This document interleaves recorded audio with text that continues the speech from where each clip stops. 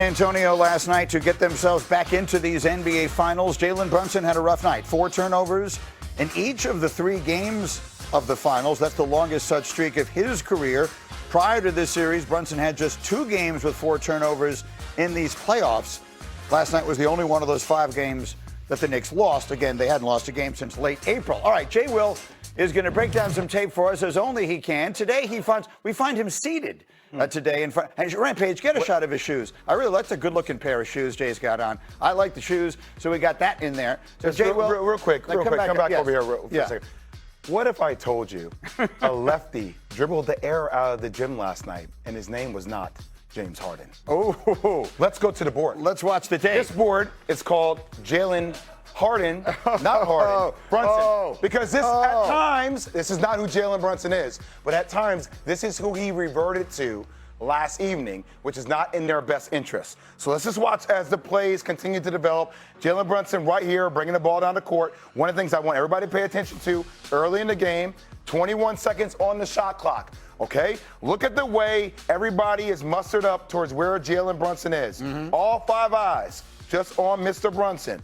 1, 2, 3, 4, 5. Everybody has vision towards where he is. Vision, vision, vision, vision. Everybody's loading up towards the ball. Now watch as the play keeps going. He's gonna dribble through, a little switch, dribbling through, gets the right matchup, gets ready to shoot, takes his time, goes into it, lines up, boom. Shot goes up once again.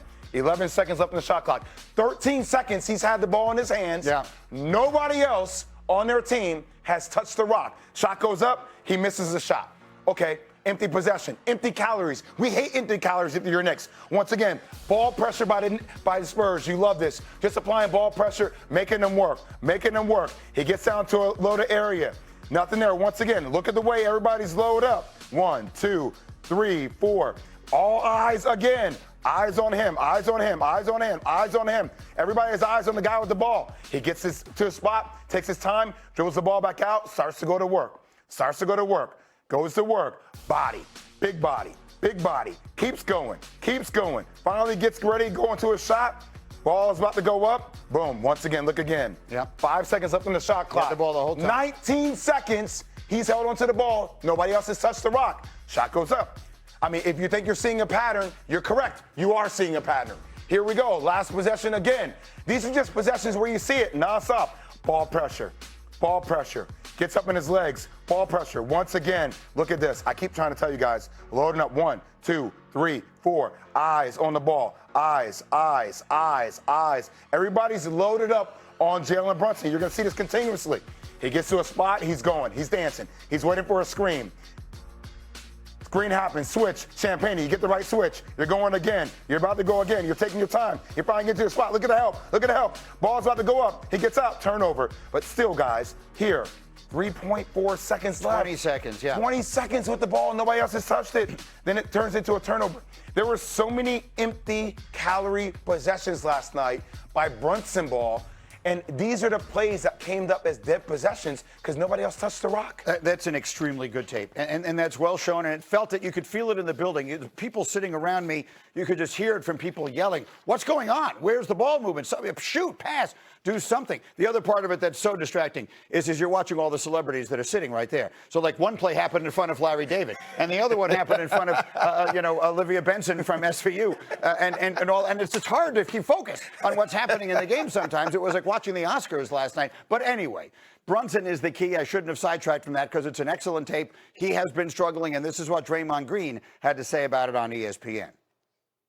I think what the Knicks need to figure out is how to get Jalen Brunson playing better. Through 3 games, he has not played well. Thank you, Dre. A lot of shots, sometimes empty calories. They need to figure out how to unleash him. And the answer to unleashing him is giving the ball to Karl Anthony Towns. Thank you. Stop leaving him in front of the defense trying to figure it out.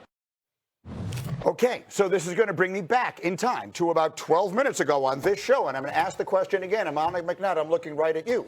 Was it what the Spurs were, the fact that he was dribbling all night last night, and everyone is saying the same thing. Where was Towns? Where was that whole offense that the big man has been initiating that has been so effective?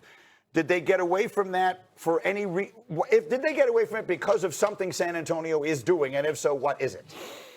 I think it's a loaded question. There's two parts to it. I do think San Antonio is the best defensive team they have faced yet, which makes sense. We're in the finals. Right. And so they have the ability to even defend that offense that we're referring to, right? But I also do think that the Knicks didn't even really go to it and give it a real effort in terms of trying and testing said defense. Karl-Anthony Towns, whether it was going to be the matchup with Wembanyama potentially or Johnson or Castle, he still has an advantage in all three of those matchups in my mind. So I do think that the Knicks got to be a little bit tighter up here. I thought they were nervous. It was indicative of by the turnovers early in that ball game, and be deliberate about what they're doing. Yes, both. Yeah. Both things are happening. Wembanyama is standing in the middle, which freezes up offenses. Towns has been in and out of the game because of the fouls. I still say it dates back. I think their rhythm was thrown off in the second half of game 2, and they're just leaking a little bit of oil. That's what today will be about. The Knicks coaches will watch the film last night. They will bring it to the players today, and they will try to tighten it up. They also stopped trapping Brunson. A lot of times when they were putting pressure on him coming, once he crossed half court, they sent 2 at him to get the ball out of his hands. That, of course, creates a mismatch now. You've got a 4-on-3 going on somewhere else, and they would take advantage of that with ball movement. They were playing straight up physical defense and taking away the first option. So anything out of his periphery just wasn't there for him. And I think that also caused him to hesitate because he's looking around for somebody open. There's no one open. So now I've got to go one-on-one because we're getting late in the shot clock. He is not a selfish player. This is not a guy that is trying to win an MVP in this series. He's not trying to win the game by himself. What happened there is the offense was blown up by great defense, and then he had to figure out a way to score at that point. It's a cumulative effect. It's all He's got the ball, and everybody else is standing there. Yeah, but it's also the physicality. Well, I was going to say, that we talked about this before. OG, decent ball handler, right? Mikal Bridges, decent ball handler.